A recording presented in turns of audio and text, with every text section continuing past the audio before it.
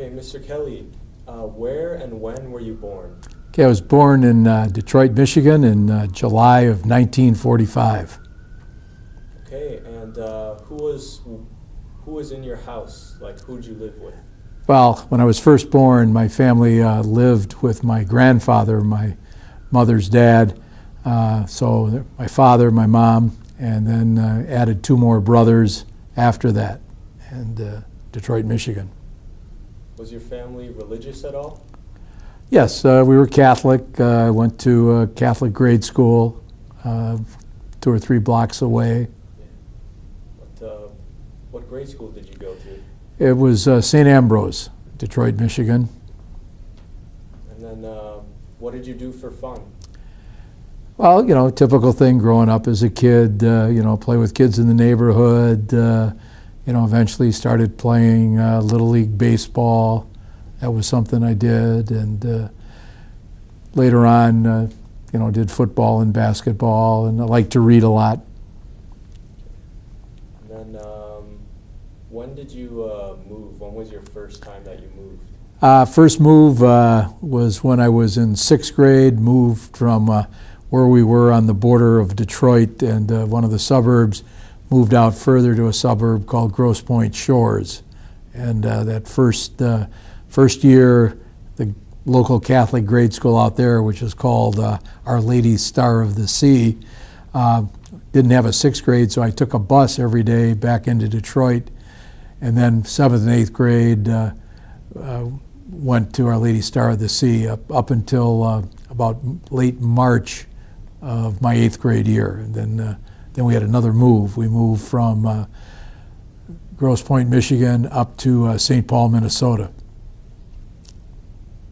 Okay, do you have any memorable early childhood stories you would like to share? I don't know if there were memorable stories.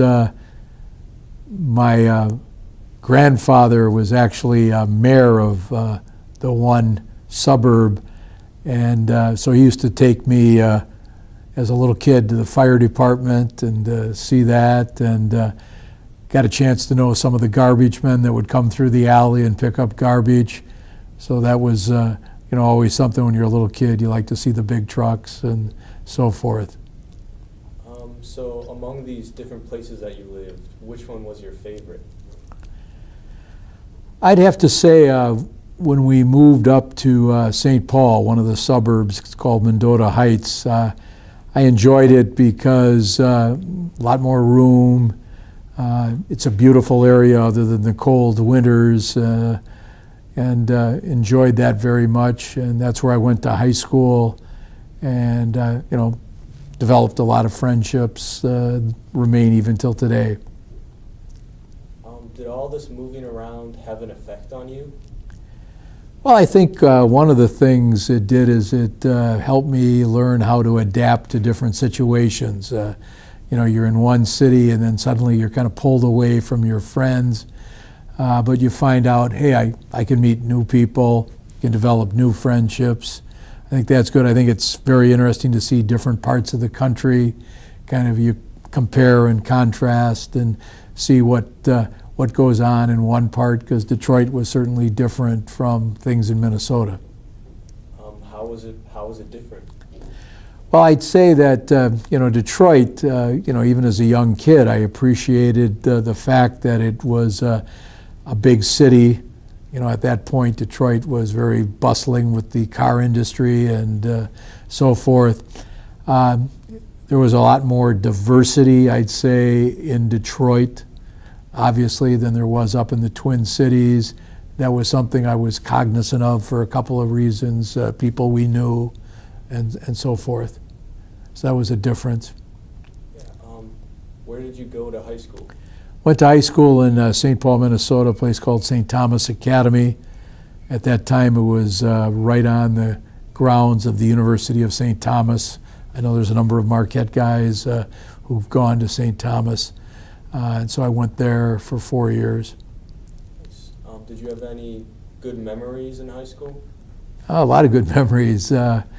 Lots of fun, you know, friends, things you did. Enjoyed being active and stuff. You know, played football, was involved in track. I'd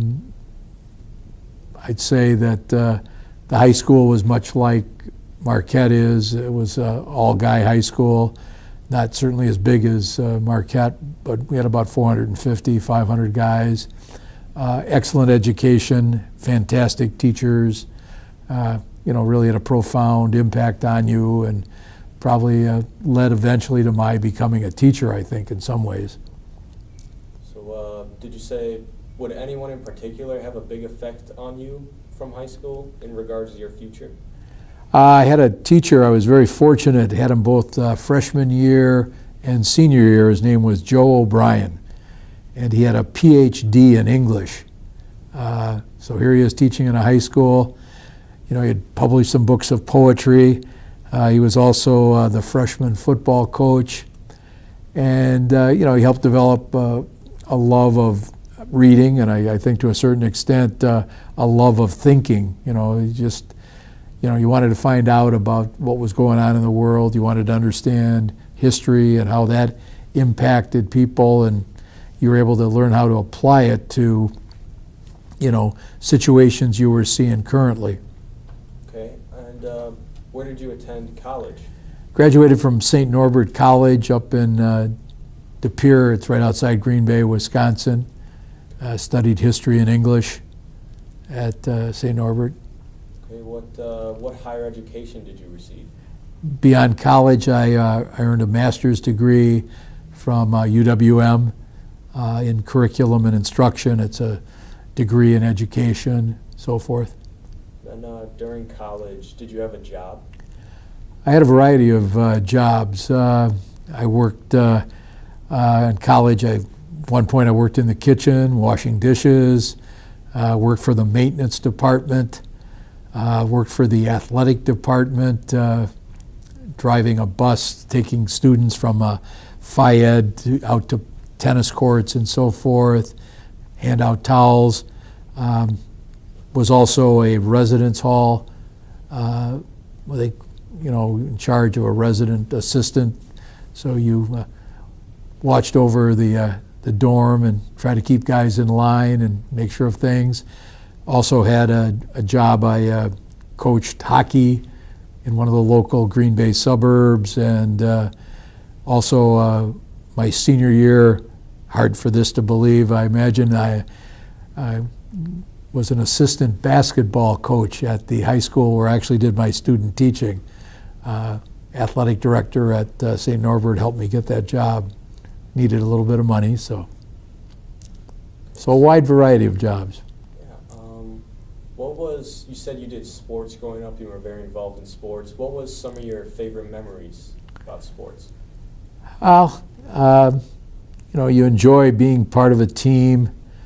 We, in high school, played in a very competitive league of Catholic high schools, and so some big games and, large crowds. That was always fun, and, you had your buddies you went, goofed around with, and, there were dances after games all the time. That was something that was real popular back then.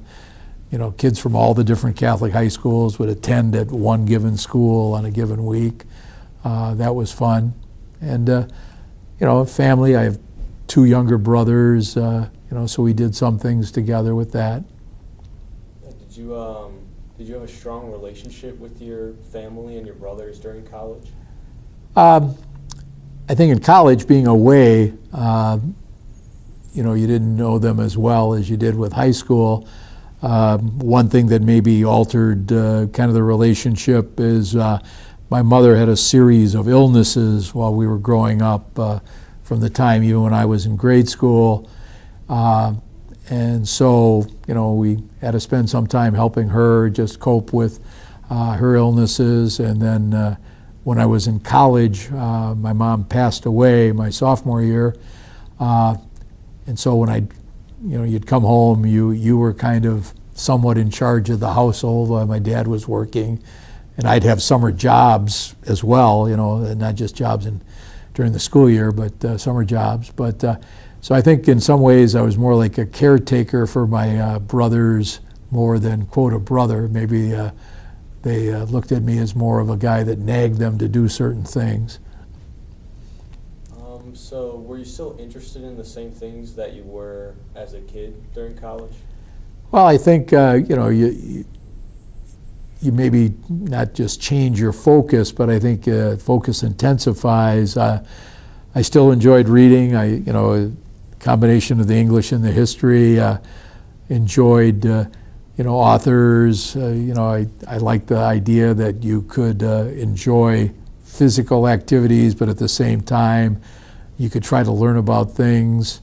I think I found that one of the real pleasant memories of that time were the friends you made from different parts of the country, and hopefully you got a chance to go visit them and stay at their house and vice versa. And obviously when I was in college, I met my wife at the same time, and so that was something that was obviously special. Yeah.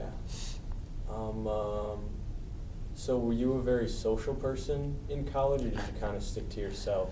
I'd say I was more a social person. I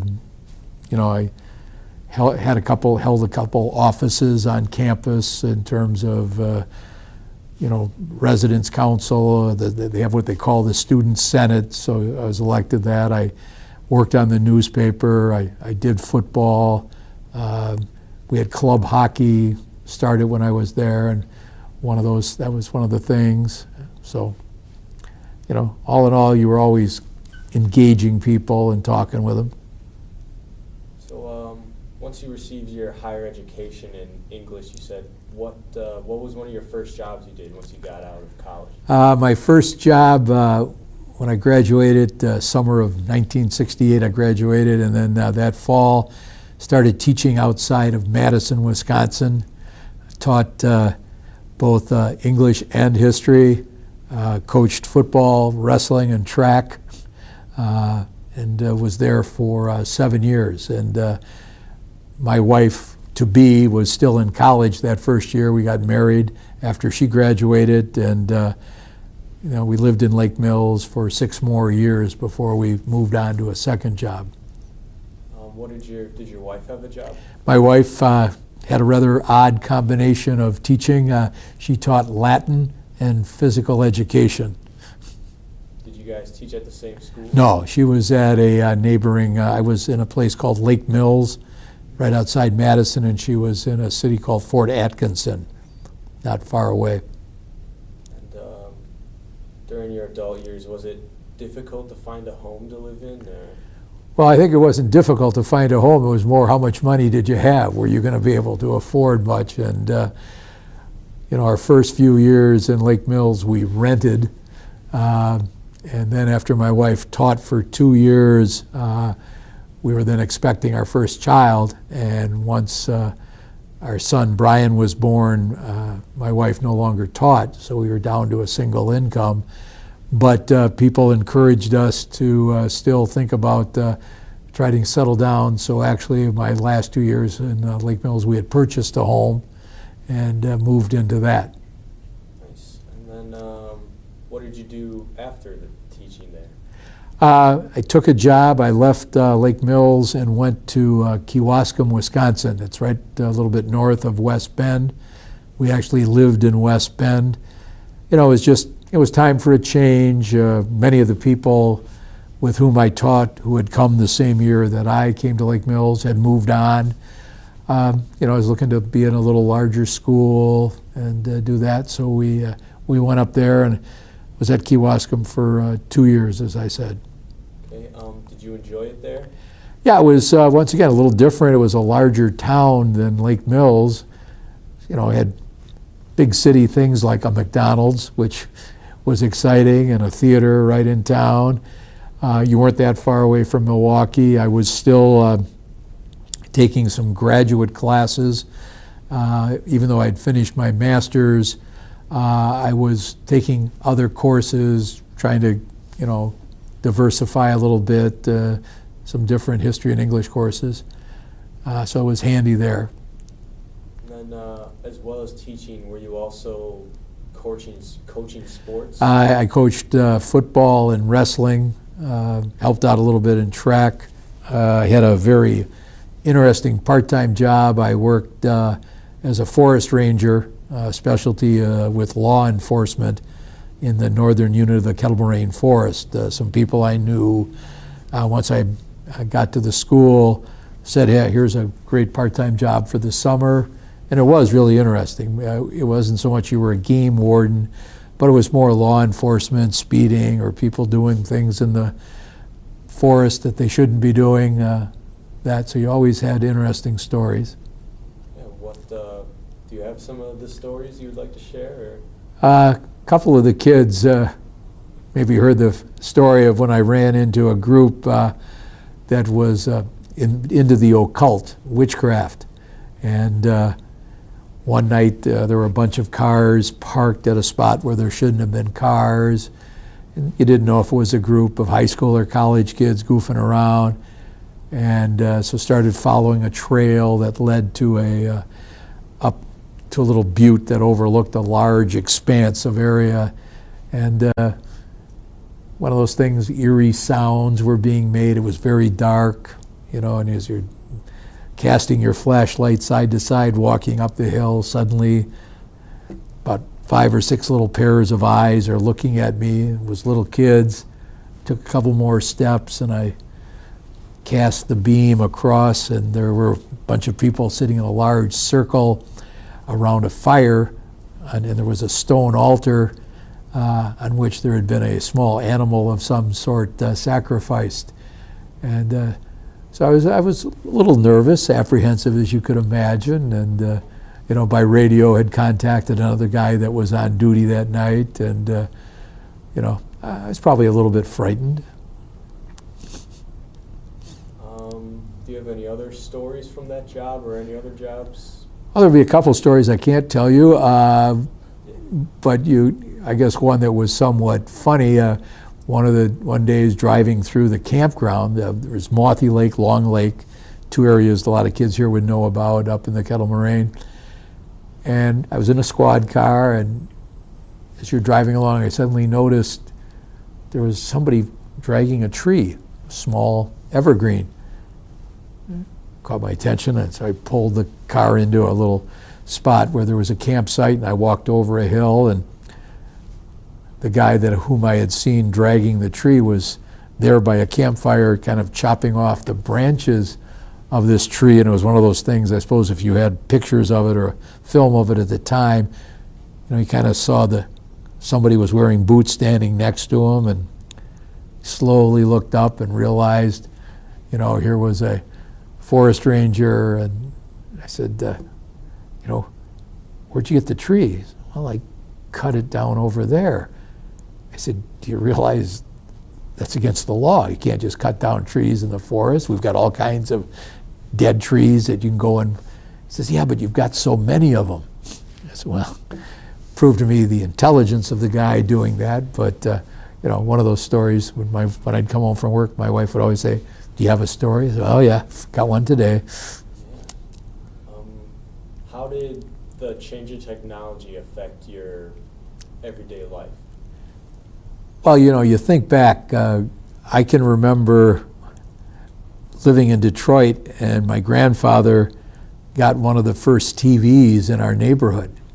And, you were fascinated by that. And then as things progressed, you'd go TV, and suddenly somebody invented transistor radio. You didn't have to have your radio plugged in. You could just carry it around, listen to music. And then as you saw things evolve, tape recorders, all of a sudden using cameras, taking tape, videotape. If I use the term beta, that might not have any meaning for you guys. The fact that you're filming this on a little chip as opposed to having actual tape that's contained in a unit that would be plugged into a VCR player. And then, the whole computer thing kind of hit. And I'd have to say, initially, because you're talking, as my teaching progressed in the 70s, you started to use a little bit of, the internet really wasn't a thing yet, but you could, access some things. And I moved from Kewaskum to our good friends out in Brookfield. I went, after 2 years in Kewaskum, I went to Brookfield Central and taught there. I was teaching, once again, some English, some social studies, and you're starting to now use technology even more. And then, wound up here at Marquette, and then you're seeing how things have evolved here. Textbooks on computer, online, what you're able to do through databases, what kids can access. You guys take YouTube as just, something that's there and you can watch people do dumb things and you'll laugh about it. But the fact that, TED Talks, if you want your class to all of a sudden hear someone fairly well known give a speech, a lesson, so to speak, you've got that readily accessible. If I wanted to talk about Shakespeare's theater, okay, I can do a 360-degree panorama of what the theater looked like, the replica of the Globe Theater. Not to mention what you can do with movies and so forth. And then what you guys can do. The fact that you guys can produce, your world famous cameraman here, Mr. O'Brien, even produced a tape, I believe, for the Odyssey, if I'm not mistaken, employing his siblings to play different roles. Well, you guys can do all that, and you take that. Nowadays, got my phone in my pocket, but I'm watching my grandchildren do homework, and all of a sudden my oldest grandchild, she's going to be 14, got her phone out, and I'm ready to yell at her, but she's got a lesson that's coming through answering history questions that she needed to know about legislative branches of the government, and it was something that her teacher had told them to do, and that's all right there. And I think it's the access to knowledge. If people know how to access it, and then maybe I think also, and maybe there's a worry here, sometimes there's so much to be accessed, people don't really know what to believe, and they don't know how to discern between fact and fiction, so forth. It used to be, one of the evolving things, books. That was it. Unfortunately, books are seen by some as passé, and I get worried that people don't read. They're being more spoken to by other people. So I've seen technology have some blessings, but also maybe some unintended consequences. So you mentioned that you moved to Brookfield Central and you started teaching. Yeah, and I tried commuting at first, going from living in West Bend, driving down there because my wife enjoyed the town. But it became apparent that that really wasn't good in terms of the family time, so we moved to New Berlin. And it was during my years at Brookfield Central where I got to know some people from Marquette High, and they encouraged me to, perhaps pursue a job here. And so after 11 years of teaching in public schools, I came to Marquette in the fall of 1979. And stayed here for 37 years teaching. Yeah. So what was one thing that kept you here at Marquette? Well, not trying to sound simpy or anything like that, I think it was a combination of two groups of people. My coworkers, just an unbelievable group of people, and the students. I've got a phrase, some of the kids would have remembered, once a dummy, always a dummy. But the joy of it is, and when you're working with kids, you see them move from not maybe being fully aware of all that there is to a greater global awareness, and seeing guys develop and being able to do it with friends. That was a blessing. Our three sons got a chance to go here to school as well. That was something that was, I think, very rewarding in many ways, and something that helped me appreciate the place even more, because our kids would come home and talk about their teachers and how much they appreciated what was happening. So, it was a place to stay because you felt comfortable, you felt respected and accepted, and you thought that you were doing something that was having a positive impact. And so did you get to experience a lot of Milwaukee from teaching at Marquette? Yeah, through a variety of ways. About the second year I was here, they came to me and said, hey, would you like to maybe be in charge of the Shared Life Project? And so that was something I did for about 35 years. And because of that position, I was involved with our kids going out, working in the community, be it at grade schools, homes for the elderly, working at sites that help people that had a particular, perhaps need, special needs, whether it be children who had some problems, say with cerebral palsy, or students who had a learning disability of some site, learning challenge. So got to see people in different parts of the city. Many of the schools we work with were MPS schools, so got a chance to get into those places. Obviously, through the coaching and competition, you were meeting people, going to places from the whole Milwaukee metropolitan area. So what was Milwaukee like in comparison to the other cities you lived in? Well, Detroit, when I first started growing up in Detroit, it was kind of a bustling city. And as the car industry, the automotive industry kind of started to go through changes, and that actually was why we wound up moving from Detroit up to Minnesota. My dad worked for a company that was getting rid of its automotive division, and he transitioned to a different job with the same company up in the Twin Cities.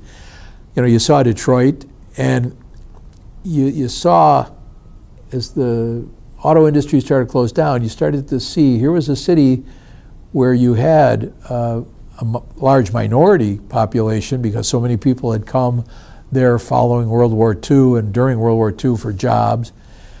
You saw that start to dry up, and then you started to see some of the related problems with poverty.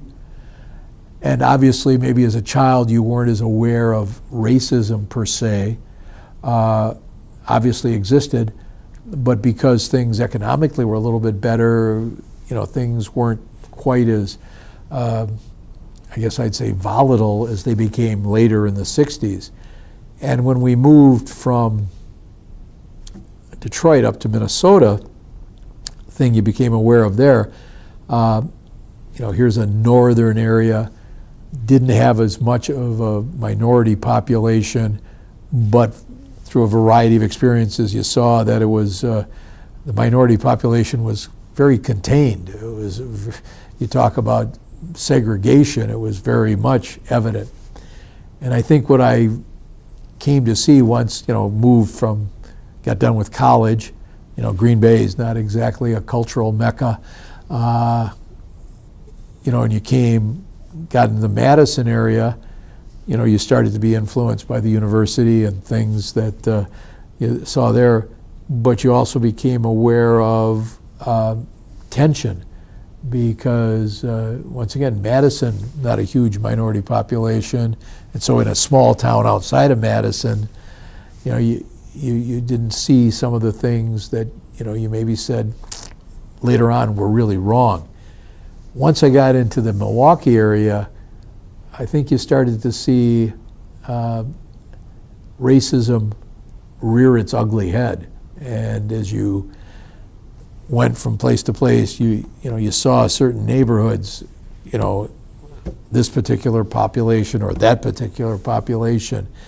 And we know, from all the studies that have been done, Milwaukee is considered one of the most racially segregated cities in the country.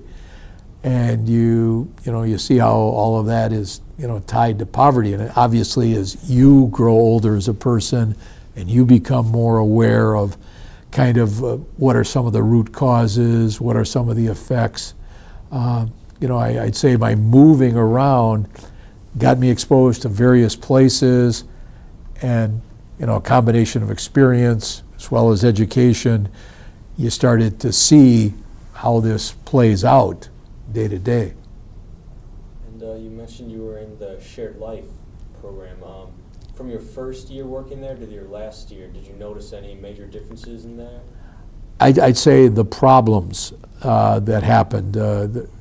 You'd see so many children coming, more and more children from broken homes, more children coming from dire poverty and the ramifications of that. Some of the experiences our students had, kids that they'd work with in a daycare center who were born already cocaine addicted. Those kinds of problems that, you maybe years ago had never thought about.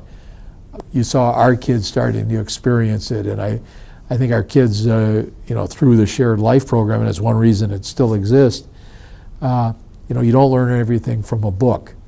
And working with people, seeing what's going on, hopefully you learn not to just stereotype. Hopefully you learn that little statements that are made oftentimes aren't based on fact. So,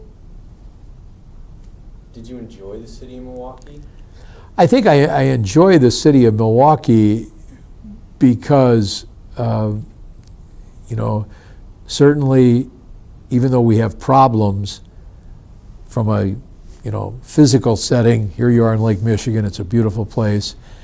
You do have many different ethnic groups, and if you try to learn a little bit about each of those ethnic groups, I think you can see potentially what could be a real positive benefit of sharing. Unfortunately, I think you also see if groups kind of tend to just stick to themselves, you can see the downside of that. But I see Milwaukee as a place where there is potential. We too went through in Milwaukee economic downturn, in heavy industry moving out, and seeing the city try to figure out how to cope with that. And I suppose one of the things that you hope happens with a place like Marquette High is that we're helping to give young people an education where they're aware of what can they do to change some of these flaws, some of these problems, and work with that. And so I think Milwaukee is it's like a living laboratory where you could see how do we cope with some of these problems, how do we work out some solutions. Did you have any other jobs in Milwaukee that weren't school related? Oh yeah, I had a number of part-time jobs, especially during the summers, trying to do it. I did, for about 3 years, drove a combination of bus and vans to help disabled adults as well as children get from point A to point B. Sometimes it was taking kids to school, or it was taking a group of maybe middle-aged, mentally challenged individuals to different activities or to some kind of public festival, whatever. And so, through that, you saw some of the needs we have. We work, some of the places where our kids worked, like daycare services. You'd be picking kids up or transporting them to a daycare center, curative rehab, where I think some kids still go to work for Shared Life. You're picking up kids at their home so they could go there to get the kind of therapy they needed. That was a job I had. Did some house painting. It's one of those things you do. And then maybe the most eye-opening summer job I had was somewhat through Marquette High. They sponsored a summer school, and it wasn't for kids who had done poorly in school. It was involved, there were 3 teachers from Marquette, 3 teachers from Milwaukee Public Schools, and it was called College Prep. And you had kids who were going into 6th, 7th, and 8th grade, minority students who you hoped eventually might consider coming to Marquette. Teachers from their schools recommended them to this program. Mr. Harder, some people would know Mr. Harder before he retired. He was in charge of it. Later on, Mr. Gillen, also who's retired, helped run that. And it was involved trying to have kids think about, from an early age, college is something you can work into your future. And it wasn't solely to get kids to come to Marquette High, but it obviously, and since it was primarily minority kids, you were getting a chance to interact with students with whom you might not normally come into contact. Although Marquette, obviously, over the years, has become more inclusive, which is a wonderful thing to have seen happen. So that was I think I did that summer job for about 11 or 12 years. So did you notice any major differences in school from when you were in school and when you were teaching school? Well, I think the impact of social media is something I've seen. You guys are sometimes hooked to your phones, full port. The idea of a video game. I remember when our kids were growing up, and we had the early stages, and they're playing Pong, and it was just like bouncing a ball from point A to point B. Now it's a full-scale production of Call of Duty Special Ops Cudahy, or you become a super level commander and you're blowing things up, or and I think you understand how kids are drawn to that. It's action. To some degree, even though you're doing something, you're a participant. You're not so much being actively engaged thinking, you're just reacting.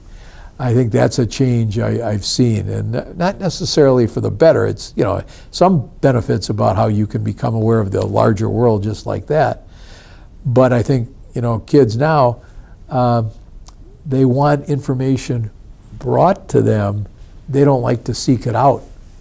So that's something I've seen change. And I think back as a kid, I enjoyed reading. You'd start off with stuff like Hardy Boy Mysteries, or you'd read about different sporting heroes. That's different. I think the whole idea of fantasy, almost all of you guys, in terms of things you read, whether it's the Harry Potter series or different science fiction works, that's part and parcel of who you are.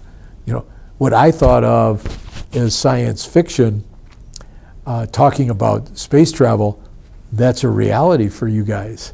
And I think to a certain extent, you also, maybe one of the positives from all this, you guys are aware of so much more around the world. The only problem is with that awareness, I think it's hard to pick out what it is you really want to know or what's important. You're just bombarded with so much stimuli. It's tough. So that's a real change, I think, from when I was younger. There weren't as many options open. So from being a teacher at Marquette, and you said you were also coaching, did you meet any special or important people through that? Well, the perfect thing to say would be I met a lot of special people here at Marquette. You met people from around the community, or because of some stuff with sports, maybe you'd meet somebody who, was a college coach, whatever the case could be. You're at Marquette High, good chance you might run into the mayor. Well, there's also a good chance the mayor might be a graduate of Marquette High, as he is with Tom Barrett. John Chisholm, who's district attorney here, there was a guy I taught as well as coached. So Marquette kind of exposed you to so many parts of Milwaukee because it's so much part of the fabric of Milwaukee. So what were some memorable experiences from coaching sports? Well, you obviously remember some of your successes. I mean, that's always good. And Marquette certainly has been blessed to have a lot of success. But I think more than that, I think the memories that you have that you maybe cherish a little more are seeing certain kids develop and discover their ability to really perform at high levels. And that's true, outside of athletics too. The same thing's true in the classroom. A kid who might have struggled as a freshman all of a sudden, senior year, here's this kid knocking it down in all his courses. He's headed off to college. You know, and kids would come back to you and say, hey, Mr. Kelly, they're using my paper as a model. I'd say, holy crap, what's happened to our higher education? And with sports, some of that happens too. You see kids who went here, who went on and performed at the college level. So, you know, through sports, you got to see, I think, people have to confront limitations and find out whether they could overcome them, or if ultimately, if you did lose, you found out, well, maybe I can still have things positive happen, that, you know, the winning and losing isn't the end-all, be-all. It's maybe learning how to compete. And so I think that's fun, competing on different levels. All those were wonderful experiences, and the people you worked with. I was lucky to get to be, you know, a colleague with so many great coaches, and the kids you'd meet and the parents. So, you know, that was it's a different side of education. You know, I love the classroom, and I loved athletics. I wouldn't want to be just one and not the other. Is there anything that inspired you to be a coach? Well, I think the people, I referred to this early on, some of my teachers and coaches back in high school. You know, these were guys who, you know, if you needed somebody to kind of grab you by the bootstrap or some other part of your body and say, you know, you need to work a lot harder. Or, you know, if they knew maybe there were problems at home, they were cognizant of that and could encourage you. You know, and also you saw that, you know, some of these people, you didn't have to be just a jock or just an egghead or just that or just this. You could do many things, and you know, you might not be great at all of them, but you exposed you to a variety of options. Did you personally notice any major differences from the inner city Milwaukee compared to some of the suburbs or the surrounding areas? Oh yeah, I mean, I think what kids have is an awareness of what can be an immediate threat, what might happen. I think the presence of violence in the inner city and how that has an impact on kids, what they've seen. You know, obviously there are drugs, whether you're in Brookfield or whether you're in the heart of the inner city. But I think the impact of those far different of what can happen in the inner city. You get caught up in the whole gang thing, or you're pushing, whereas kids who are maybe using and abusing, and maybe some of those problems, you know, stem from differences economically. I think, you know, as I look at what I got to see and what I got to experience and what I got to know, you're finding out that poverty is at the heart of so many problems. You know, people not having access to jobs. If you don't have access to jobs, maybe the family structure is not as good. If the family structure is not as good, the problems that can result within a family much more severe. All of you guys, you're at Marquette. Why? Well, it's a college prep school. Number of kids in the inner city, college isn't even a thought, other than they think I'm going to go to college and be a basketball star and go to the NBA, and they don't realize that's such a small number. You guys are more aware of what are your other options. And you have hopes and dreams, and you've had support all along. You know, that's one of the things, you know, you see that you worry about, and you say, okay, we have to find a way to fix that. Did you face any struggles through your teaching career here at Marquette? I could say other than trying to teach Shane O'Brien, but that would be a cheap shot, and I would never resort to that. I think struggles, I would never say I had any struggles. I always found parents supportive, even if we disagreed on things, always able to have, you know, a good conversation. I think maybe the one struggle I can think of would be, this is a very busy place. And I think it takes a toll on students as well as teachers. You have to work very hard. Now you can choose not to work very hard, but that's not an option most people go for. And so I think, one of the struggles is just trying to keep up. This school year flies by. I think even you guys would agree to that. Sometimes kids complain about, school, it just keeps dragging. Here, holy crap, oh my God, I got semester exams. I've got this paper, or I've got this filming project to do. It's, have to get those in. So going back to coaching, did you coach or coach with any certain specific people or? Well, obviously, I was very fortunate to work with Dick Basham. Dick Basham's a Hall of Fame coach. Very fortunate to work with him for 31 years. We coached both football and track. He was the guy that got me to actually come to Marquette. I was at Brook Central, and he said, you should think about coming over to Marquette. We might have an opening. And one thing led to another, and I wound up here. Paul Nowak, legendary basketball coach. He was the athletic director here when I first came, and because of some things he needed, I wound up having to be assistant AD for a number of years. During the winter months when he was coaching basketball, I helped run all the events and get help. Now you've got somebody like Mr. Taylor takes care of basketball, or Mr. Parsons takes care of hockey and so forth. Yeah, back in the day, you went to all those events and got the workers. And as things have gotten bigger and I guess more complicated, you've had the need to get people. So you've met people. And obviously, in terms of some of the people you met, were some of the kids who went here who, were fantastic athletes and good people. What were some of the activities that in Milwaukee that you did for enjoyment? Enjoy going, believe it or not, to the symphony, like that. We enjoy very much going to Irish Fest. I haven't been to Summerfest for a number of years. I can't quite put up with those crowds.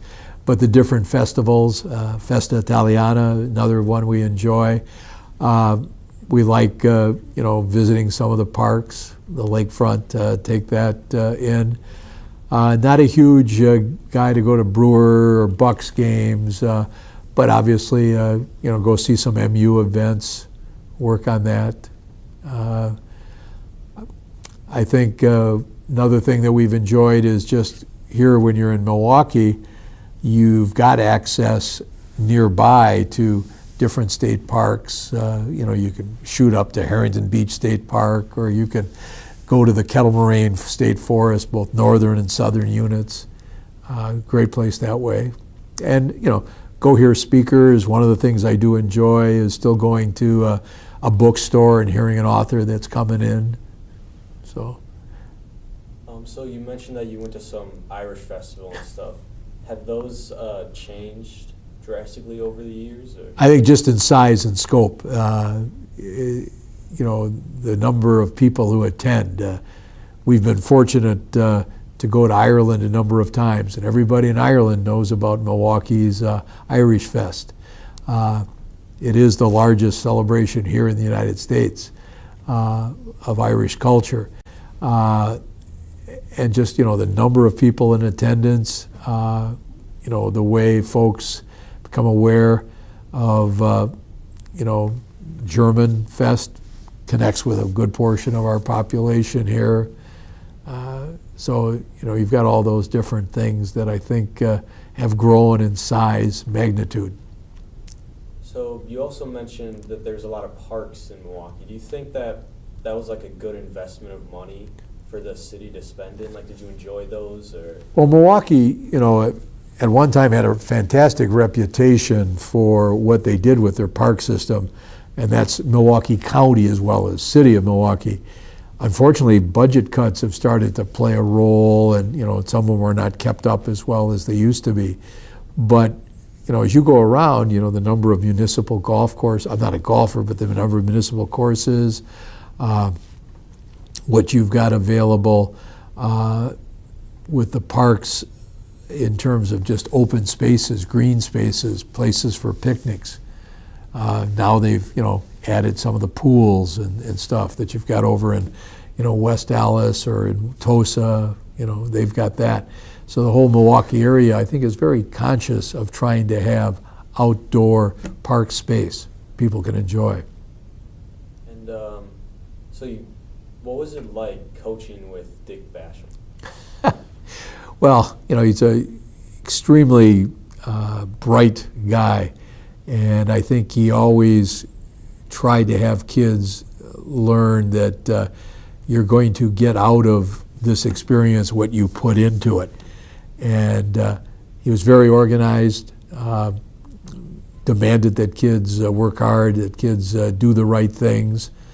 So that was something that was very rewarding to be able to work with him and see the kids respond to his leadership.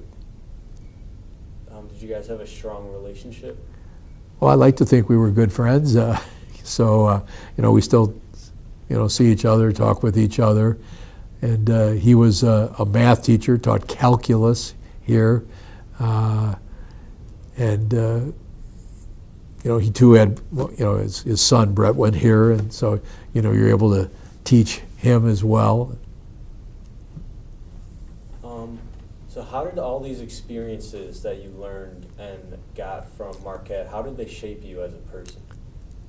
Well, I think, one of the things we haven't touched on before was a little bit of that Jesuit influence.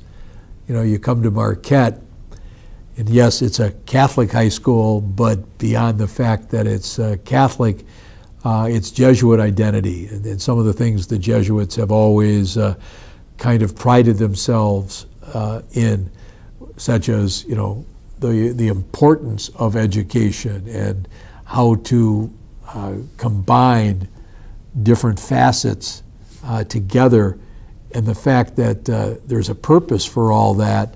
That phrase, be people for others, men for others.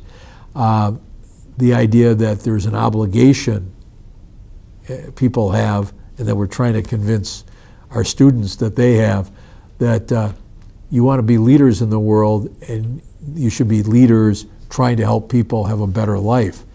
And so I think, that segment of Marquette, or that idea, is critical. And I think years ago, they had a program that was nationwide amongst Jesuit high schools called colloquiums.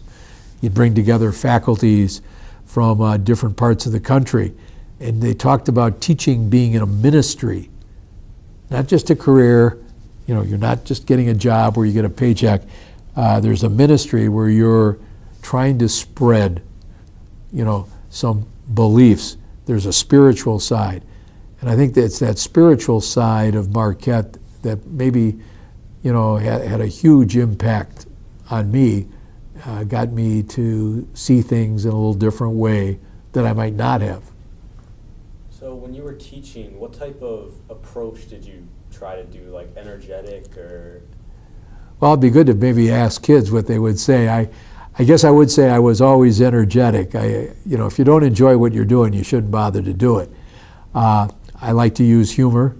I like to kid kids. A lot of give and take. One of the things I like to do a lot is I want to ask kids questions to get them to respond. I wasn't a big believer in lecturing and giving notes. There'd be certain times when you do that. But you wanted them to kind of dig in. You wanted to guide them more than, quote, teach them. You didn't want to just impart information. You've got to do some of that, obviously. You know some things that they have to have as skills. But by the same token, you want them to make some discoveries on their own and to form some ideas. So hopefully that's what I was able to employ in teaching. I know number of courses I taught revolved around writing, trying to teach kids how do you develop a topic, how do you support a topic, how do you give information in an interesting way, not only informing, but to a certain degree you want to entertain. Okay, so you mentioned entertainment, or you went to festivals and stuff for entertainment. Did you meet any important people there, or any mayors or anything? I can't think of, having gone down there and, to the Summerfest grounds or whatever and having met, anybody world famous, anything like that. Just more being in attendance. Okay, and you also said that your teachers inspired you a lot. Did that affect your teaching at all? Or? Oh, I think so. I'd mentioned before a guy by the name of Joe O'Brien, and I had him for a general freshman survey, and then senior year I had him for English literature, and what he got you to see Shakespeare, in terms of you're getting insights into the human condition, and that's true with so many writers. They're not just producing a work to sell a book or to have a play. There's a message that those people are trying to share, and you see those themes, and you're able to tie them together. I thought that was the nice marriage between teaching social studies, history, and teaching English, how you could kind of merge those together and get a feel for what makes people tick. Did your wife continue to teach too? Or? No, well, didn't continue to teach. After we had our 3 children, she had a variety of jobs, here and there, doing some part-time work, but eventually wound up having a job at Alverno College for 25 years. And she worked in the Office of Academic Affairs, working with teacher evaluations and looking at teacher promotion and so forth. So that was what she did until she retired. Is there a story of how you met your wife? Yeah, there is a story. I actually dated her roommate for quite a while, and she in turn had actually gone out with Mr. Harder, and we even had gone on double dates, me with her roommate and Mr. Harder with my wife Peg, and then one thing led to another, and suddenly we were going out, and lo and behold, wound up getting engaged when I was a senior in college and she was a junior. And did your children have an impact on your teaching style at all? Be interesting to ask some of the teachers here at Marquette who remember my children. Each one was a little bit different. I think the impact that my kids had would be considered maybe indirect. You'd kind of see what they looked at and they appreciated as well as what they didn't appreciate. And by the same token, they would come to you and they'd say things, my friend says this about you, talking about me as a teacher.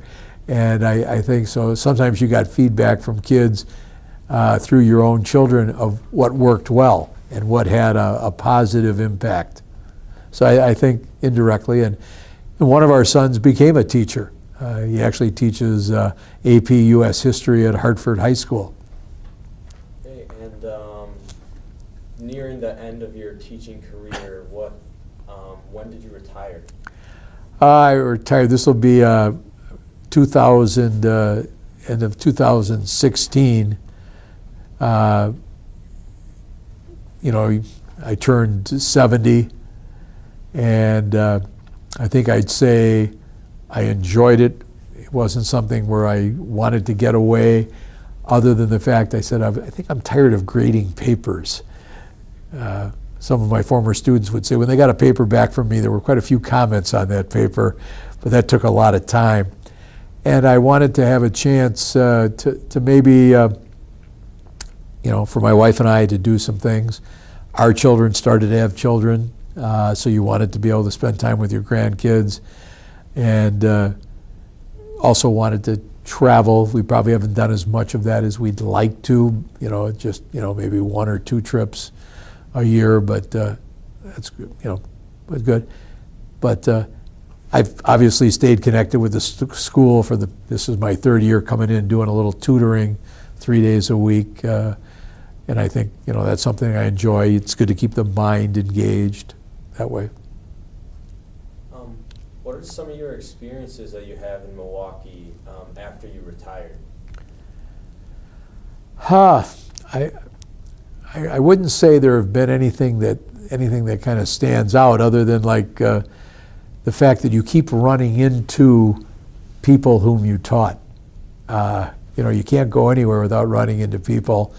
And matter of fact, this coming weekend, going to a play down at the Marcus Center, written by a former Marquette High student, and he also has one of the lead roles in it.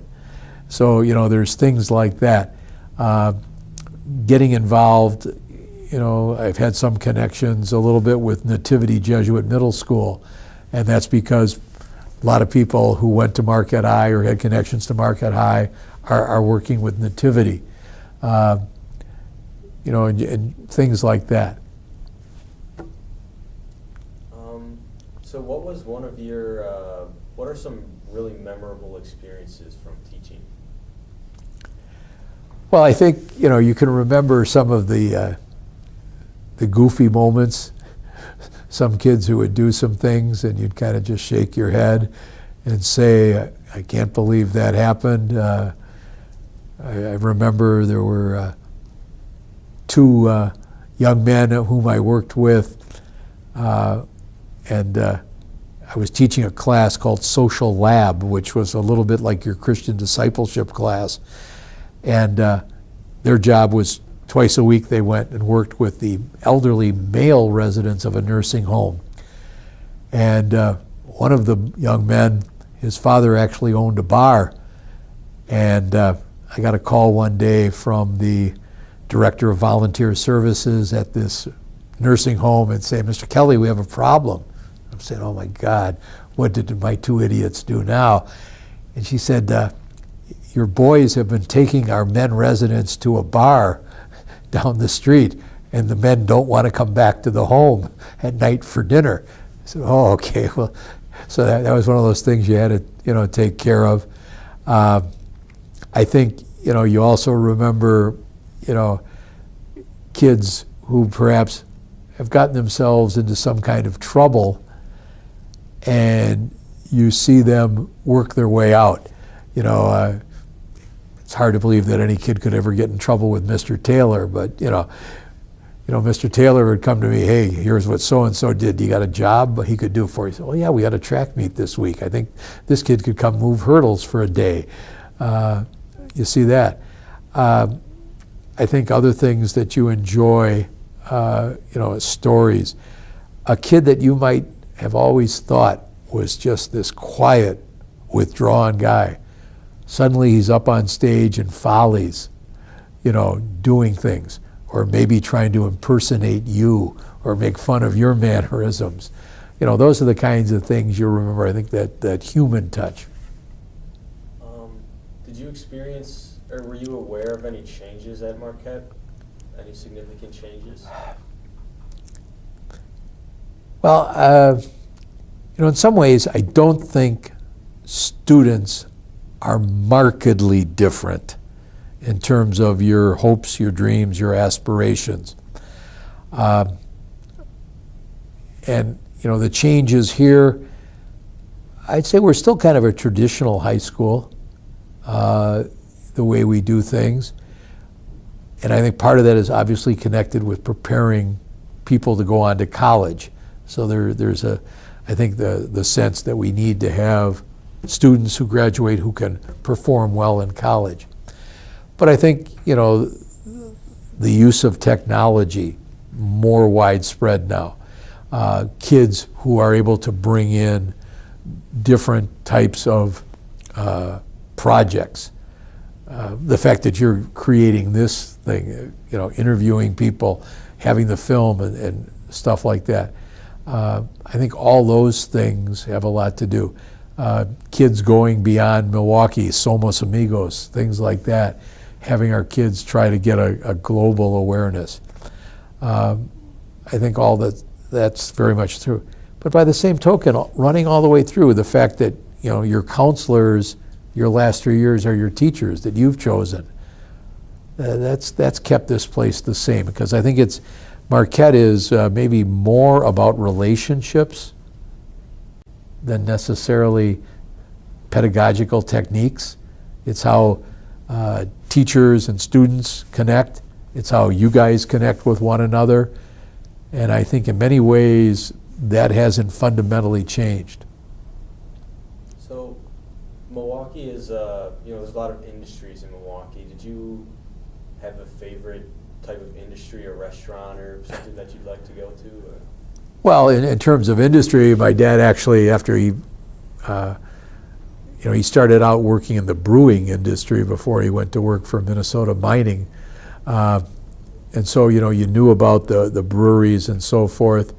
Restaurants, in terms of restaurants we enjoy some of the smaller ethnic restaurants. There's a place on the south side called La Merenda.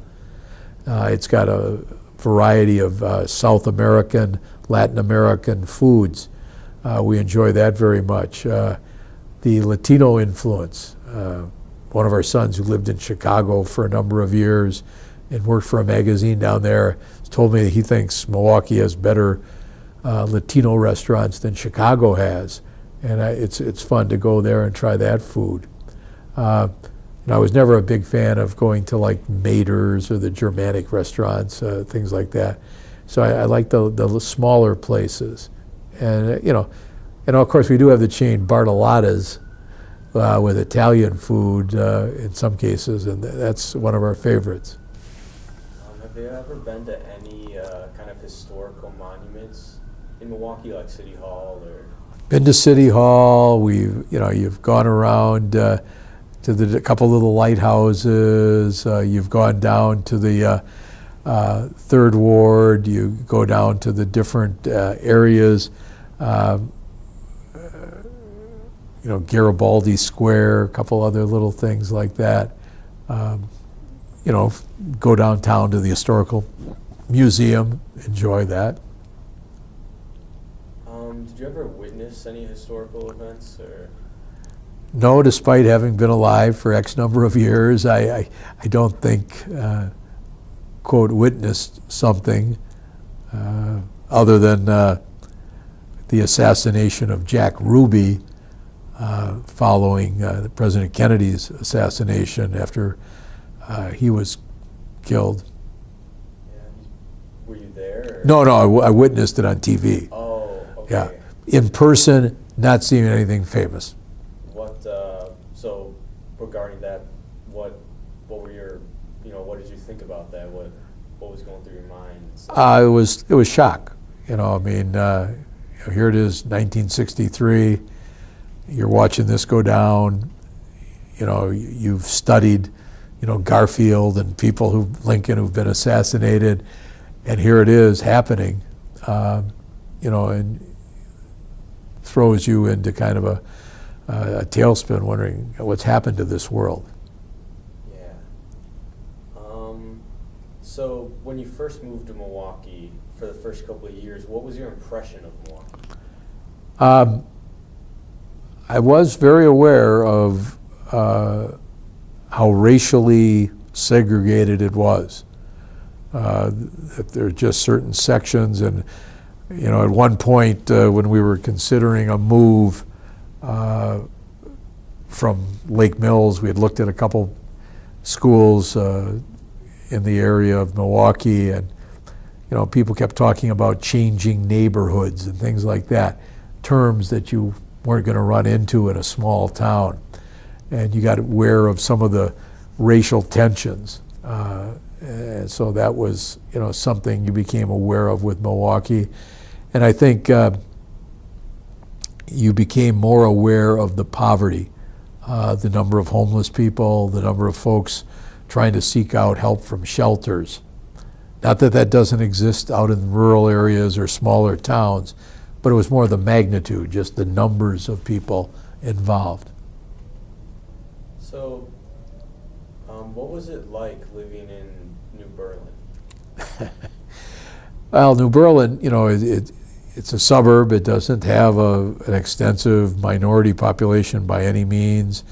It's it's a bedroom community. There's not a sense, if you can talk about places like even Wauwatosa, Whitefish Bay, Shorewood, I think there's more of an identity of being from that area. New Berlin, people live there and then they hustle to their jobs. They're commuters.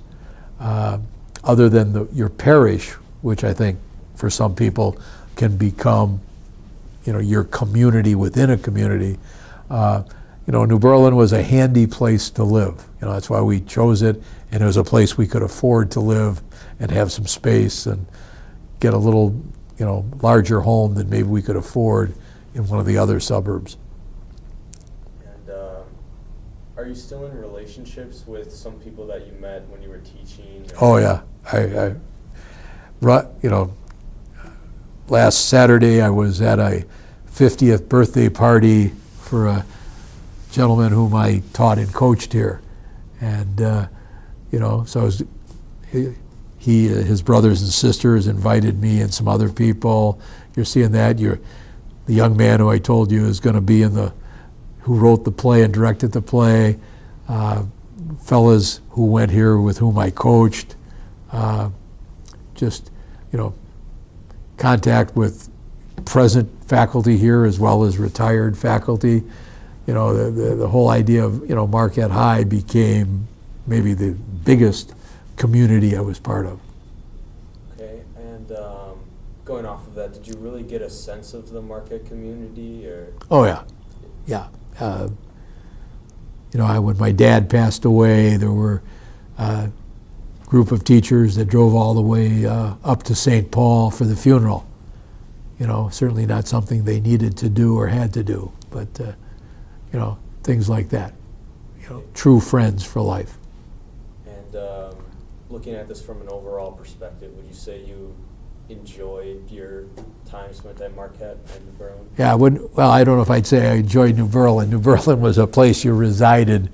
Marquette, yeah, but you wouldn't have stayed here 37 years if I hadn't enjoyed it and found it rewarding. Okay, and then are there any last stories or experiences you would like to share? No, I can't think of any one that stands out. I think it's more an accumulation of all the different stories and of all the people you've met and had a chance to encounter.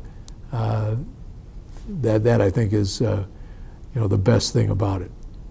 All right, I think we're done with the interview. Okay, thank you very much.